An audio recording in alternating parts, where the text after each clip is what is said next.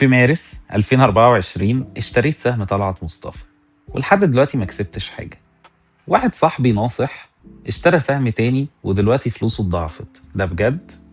لو جينا نشوف الأرقام هنلاقي إن سهم طلعت مصطفى في شهر 3 2024 كان ب 90 جنيه. السهم كان ساعتها عليه هايب وعمال بيعلى والناس كلها داخلة تشتري.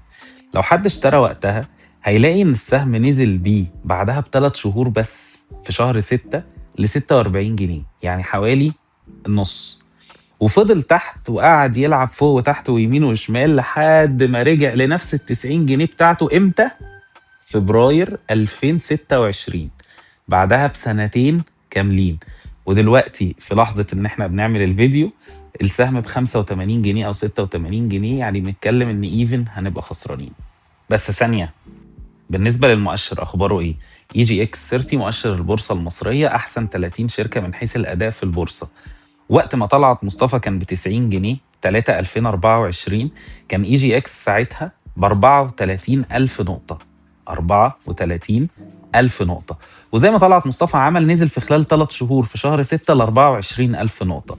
بس الفرق انه طلع تاني لل 34 ألف بتاعته على شهر 7 2025، يعني اخد سنة مش سنتين. ومن وقتها لحد دلوقتي لحد فبراير 2026 الوقت اللي احنا بنقيس عنده المؤشر بتاع اي جي اكس 30 وصل ل 50 ألف نقطة، يعني بنتكلم في اراوند حاجة و50% زيادة. اما بقى صاحبي الناصح اشترى سهم عبور لاند، اشتراه وقتها في مارس 2024 كان ب 15 جنيه، وزي ما سهمي والمؤشر عملوا نزلوا على شهر 5 6 برضه سهمه نزل بقى ب 8 جنيه. بس الفرق ان هو ما كملش 3 4 5 شهور على اكتوبر 2024 7 شهور سهمه كان رجع لل 15 جنيه اللي هو اشتراه بيه. ومن وقتها قعد يعلى يعلى يعلى يعلى لحد ما وصل ل 24 جنيه، يعني فلوسه اتضاعفت في حين ان انا فلوسي زي ما هي. ده كده معناه ان سهم عبور لاند احسن من طلعت مصطفى وندخل نشتري؟ لا، ده اللي طلعت بيه من الفيديو. انا بقول تقفل الفيديو تروح تشوف وراك ايه، انت كده مش مركز خالص يا معلم. لو جبت بغبغان ولا قطه واديتهم حاجه فيها زرار لما يدوسوا عليها هيشتروا وهيلعبوا ومش بعيد كمان يكسبوا.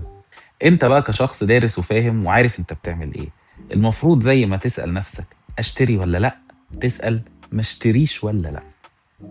بس يا عم، الاسبوع الجاي بقى هوريك كان المفروض اعمل ايه عشان اكسب زي ما صاحبي الناصح كسب، وهوريك على سهمك حبيبك بتاع طلعت مصطفى يا عم. يلا سلام.